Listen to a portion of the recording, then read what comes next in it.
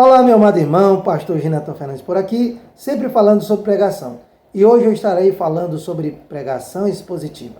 Eu sei que é pouco tempo aqui no canal para a gente falar de uma pregação tão rica, extraordinária e maravilhosa como é a pregação expositiva. Mas eu estarei tentando fazer de forma simples e objetiva para que você possa entender, compreender, aprender a fazer uma pregação expositiva e estar usando esse estilo de pregação aí na sua denominação. A pregação expositiva, ela é a exposição do texto, a exposição das Escrituras Sagradas, como o texto já sugere, né? Pregação expositiva é a exposição das Escrituras Sagradas para a igreja da atualidade. Então, a pregação expositiva é a exposição com fidelidade das Escrituras Sagradas. Ela é feita de várias maneiras, mas ela tem duas maneiras bem comuns de serem feitas. Quais são, pastor? A primeira, eu vou estar colocando aqui na tela, a primeira é você está explicando versículo por versículo. Você explica um versículo, traz para a igreja e aplica na igreja o primeiro versículo. O segundo versículo da mesma forma, depois você vai para o terceiro versículo, o quarto versículo, o quinto versículo, o sexto versículo, e assim sucessivamente, né? Explicando aqueles versículos e aplicando na igreja da atualidade, tá bom?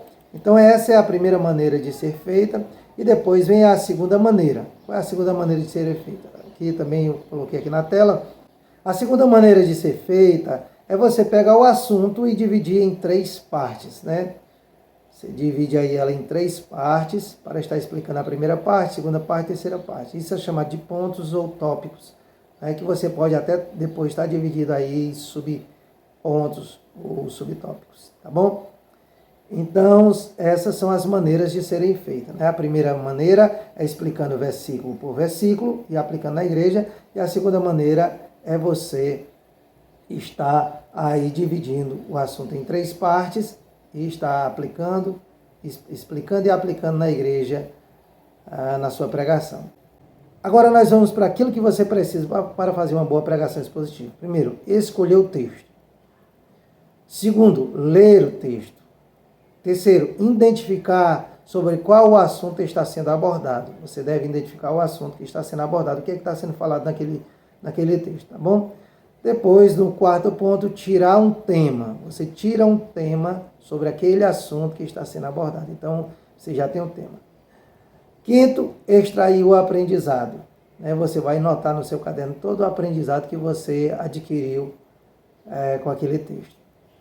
E sexto, trazer os ensinamentos para os nossos dias. Você vai estar ali sublinhando na sua Bíblia ou anotando no seu caderno quais foram os ensinamentos mais importantes que você extraiu daquele texto.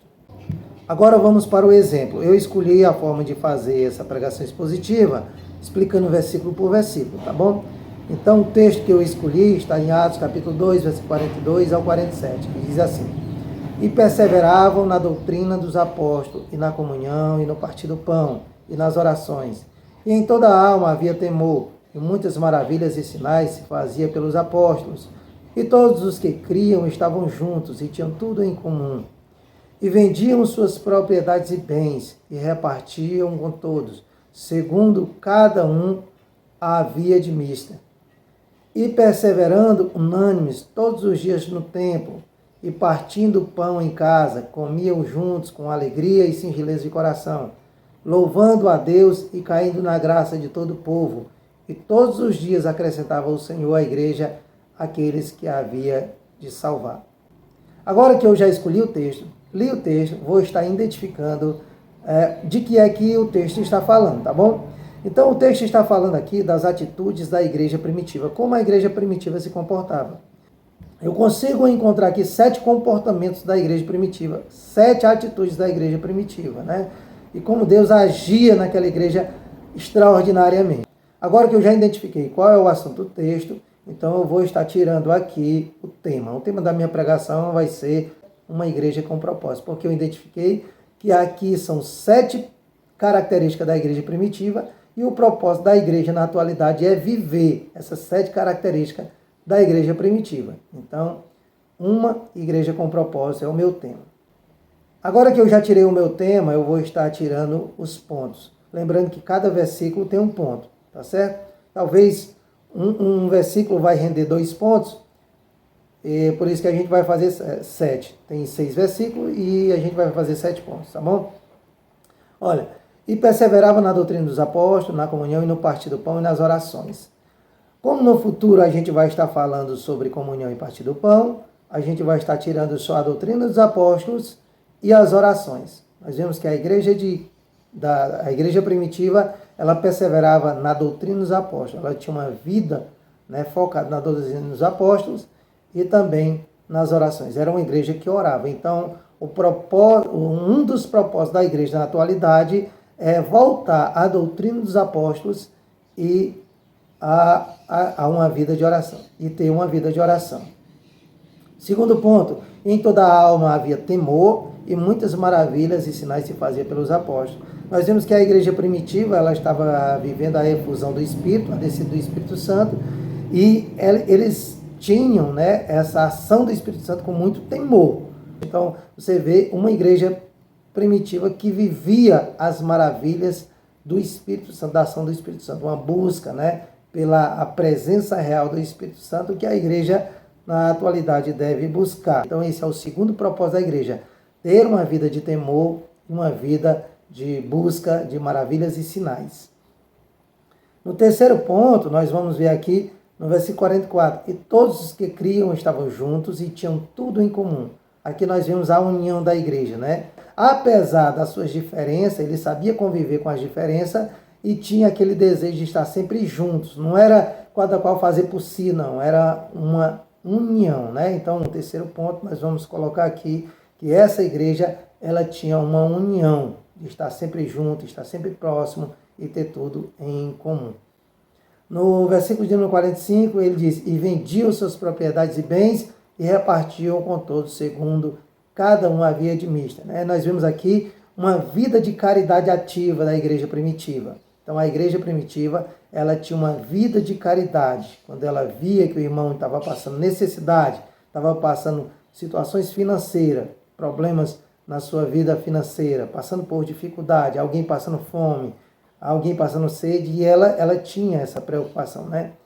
De ter uma vida ali de caridade, de ajudar o oprimido, de ajudar ali o órfão, a viúva, né? Ele tinha essa vida de caridade, que é um dos propósitos da igreja da atualidade, é retornar a essa vida de caridade. Versículo 46.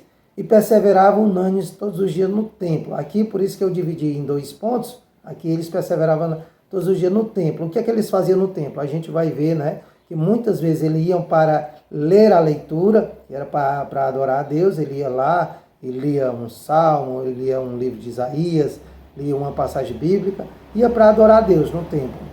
E em outras partes a gente vai ver que eles iam para o templo para pregar o evangelho, como foi o apóstolo Paulo ia para disputar ali, para pregar o evangelho, né? Então nós temos aqui 2 subpontos, em perseverar todos os dias no templo, e eles iam para adorar a Deus e também para pregar o evangelho ali no templo. E ele diz, e partindo o pão em casa, comiam juntos com alegria e singeleza de coração. Aqui nós não vemos mais só a união, mas nós vemos a comunhão que eles tinham, esperar um pelos outros, de todo mundo comer junto. E no versículo de número 47 é o resultado de tudo, que é louvando a Deus, caindo na graça do povo. Uma igreja que vive todos esses propósitos, ela cai na graça do povo, né? Uma igreja que vive uma doutrina sadia, uma vida de oração, uma igreja que tem temor e vive as maravilhas e sinais do Espírito Santo de Deus, uma igreja que está unida, né, que tem união, uma igreja que tem uma vida de caridade ativa, de ajudar o próximo, uma igreja que vai ao templo para adorar a Deus e para pregar o Evangelho, uma igreja que tem essa comunhão, ela vai cair na graça do povo, é lógico que vai cair na graça do povo. E o Senhor se encarrega de trazer um último ponto, que é a evangelização, que é primordial para a igreja, né? E todos os dias acrescentava o Senhor à igreja aqueles que havia de salvar, porque essa igreja tinha uma vida evangelística ativa. Espero que eu tenha lhe ajudado a você fazer uma pregação, versículo por versículo, tirando ponto por ponto, identificando cada assunto de cada versículo. Aí uma pregação expositiva para que você possa estar pegando esse modelo, está fazendo aí a sua pregação, tá bom? Que Deus abençoe grandemente. Um abraço em nome do Senhor Jesus.